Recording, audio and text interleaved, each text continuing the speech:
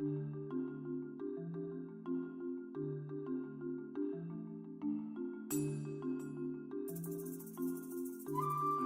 almost 59, and I never would have thought that in this period of time we would be telling our story. You know, where we come from, our heritage and our history. No, I never would have thought I'd have been here today sharing her story. Mother passed away some years ago, and you had the opportunity to really go into her house and clean out some of her collections, and you found that your mother had a rich collection of photographs and obituaries. Amen, she did. She had some of her stuff, and I had to end up throwing a lot of it away because it got wet. She had so many boxes of obituaries and people had passed on, and pictures of my family and pictures of people I didn't even knew. I had to look at it myself when they were younger, some of my cousins and just acquaintances. And a lot of her pictures where she got dressed up on Saturdays and went and took photographs, black and white. Was that the first time you had looked at some of those photographs? Yeah, when she passed, I had been looking at some of them. She had one book she would leave out for people to come. Well, she had a lot of that stuff. I guess she didn't want nobody to fool with it. She had it back in the back, you know, under some stuff. And that's when I found it, you know, I said, man, I had to sit down there. I was cleaning. I stopped cleaning it and just, you know, I was amazed, you know, of how she folded the obituaries up and put them in an order with the people's picture on them, names and dates and stuff, you know. And a lot of them she didn't do. A lot of people brought back to my memory that I remember them. I had to open it up because it showed a history of their children, their grandchildren. It's like 3-4 generations coming up now, you know. See, back in the day, nobody really knew their age because they didn't have birth certificates. Mm-hmm. They will come back, well, right now, you have to get an age person. If you can't find your birth certificate, you find a person that's older, been there, and they'll take their word for it. Mama have been witnesses to people have been born to get their Social Security because they can't find no record of it. And she will remember all this stuff. She had it written down in Bibles and everything. And people always would come back to Miss G because they know Mama had been on Bennett Road a long time and then been in St. Helena Parish. Because Mama, most of her sisters and brothers couldn't hardly write or read. Mama did. And they, you know, they always depended on her because they called her Rock. That was one of her nicknames. And she would always write stuff down. So your mom and dad were middle class. I mean, I'm assuming they had enough money to buy the property. Yeah. Her mother was a principal of elementary school, and her dad, what uncle? Daddy was a farmer and a veteran. So they were middle class. They were middle class black people in the black community. Well, yeah, that would be. Because I mean, obviously they had money to buy. The way he got his money for the land, and they don't have Which land that was?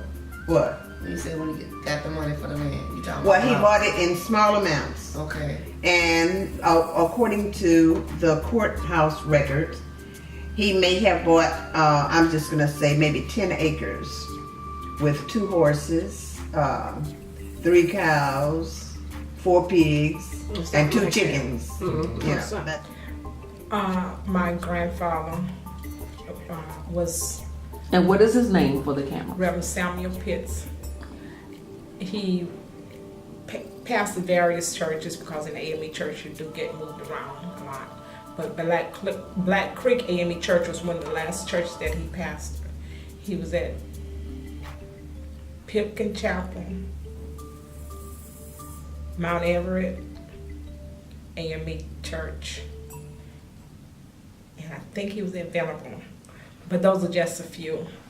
And my uncle, Reverend James Pitts, he last pastored Pipkin Chapel AME Church, and he was at Sheridan Chapel and St. Matthew's Chapel.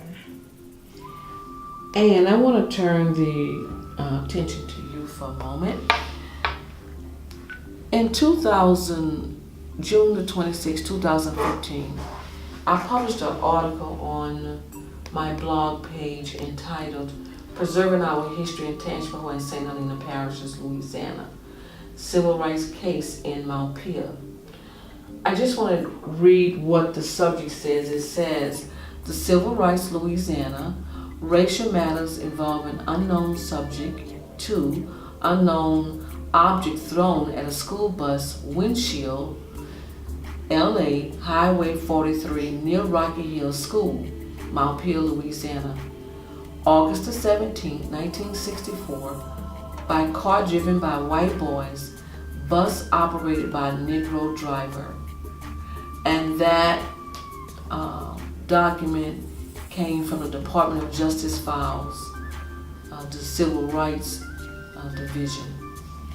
Tell me about that. At that time, I would be picked up in Montpelier by one bus driver, and he would drop us off in Rocky Hill to get on another bus onto Greensburg to go to St. Helena High School. And we were on Highway 43. And, you know, riding along, the bus is full. I mean, at that time, what the seating capacity was 50 maybe. Shoot, we would be standing up. I mean, because there was only this one school for us to go to. So it was kids from Pine Grove, Montpelier, all that area on this one bus. So we were standing up, sitting, and, you know, all of a sudden, something just bam, and, you know, everybody go like, okay, what's going on? But, you know, we kind of used to it because before that incident, one summer, the bus driver brought us to, at that time it was Lincoln Beach and Pontchartrain Beach. The black was Lincoln Beach. Mm-hmm. But for our senior year, the bus driver decided he was going to take us to Pontchartrain Beach because they had the best roller coasters and all of this. Well, when we got there, one of my classmates and I, we were riding, and all of a sudden we saw the kids running. We're like, what's going on? Well, they were throwing bottles and bricks and everything at the bus, and we had to get on the bus and leave. So you just stood up and kept walking. You know, I guess we were just that strong. You know, that's not going to stop us. And you kept going. Was the bus solid after that with the children on the bus? For a while. And then after a while, you know, you just back to normal. Back to normal. Mm-hmm. That's how it was for you too? That's how it was. They would just do what they wanted to do, and nothing harder is reported for. Because nothing was going to happen. That's how you felt. Wasn't anything going to be done about it, so why make a stink? You just kept Did going. you ladies ever protest in town for any? Well, I know you did the voters registration. And the library in Greensburg, Right. we couldn't go to that library. It was considered white, so we would try to go Protest there. that, yeah, because it wasn't much, you know, that they had, but the library was another thing. We couldn't go to the library. Isn't that something? We couldn't go to the library. Isn't that sad? And so we did, like Ann said, we protested that. And they just closed the door, and you just couldn't go in. And the day that you saw that cross, the night that you saw the cross burning, was you in the car by yourself? Yes. I almost wrecked my grandfather's truck. What was going on in your mind if they would stop you? They're gonna rape me, or they're gonna kill me, or they're gonna throw me in the woods somewhere my parents would never find me. But if they can catch me, you know, by them standing there in the little area burning their cross, I'm not stopping. Mm-hmm. And I just drove as fast as I could. And got So home. you just took a chance that they could shoot at the car and the Yeah. truck, you were just gonna go? Yes. Did you give to someone that has to clean out the home of a deceased relative? Don't throw away anything. I'm serious. I got a trunk, and I got everything from my mama, my daddy's birth certificate, my uncle's birth certificate, my uncle's discharge papers out the Army. I didn't throw away his stuff because we took care of him at the end. I got his wife's birth certificate.